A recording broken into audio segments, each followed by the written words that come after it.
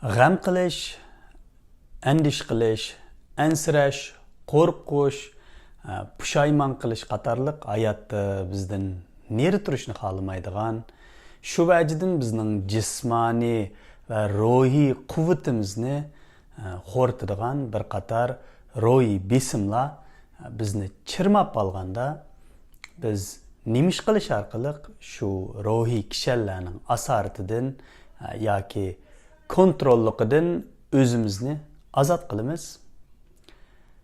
G'am yeyish, andish qilish, ansirash, qo'rqish, pushaymon qilish qatorliq ruhiy besimlarning sababi bor albatta. Biz qandaq ishlardan g'am qilamiz deganda ko'pincha vaqtlarda hal qilishga chorasiz qolgan ishlardan g'am yeymiz. Ansiraymiz va shu ishlarning ilib keladigan oqibatidan qo'rqinch his qilamiz. Hamda qilolmagan ishlardan pushaymon qilamiz.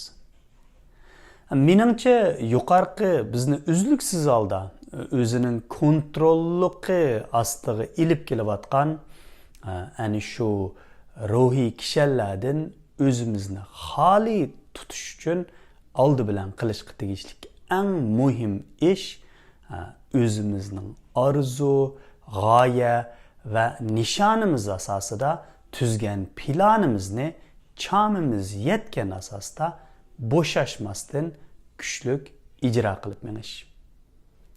Ya'ni har bir qilgan ishimizda nishon va planni asos qilish. Shu asosda butkul diqqatimizni yig'ib planlagan shu ishlarni qilish.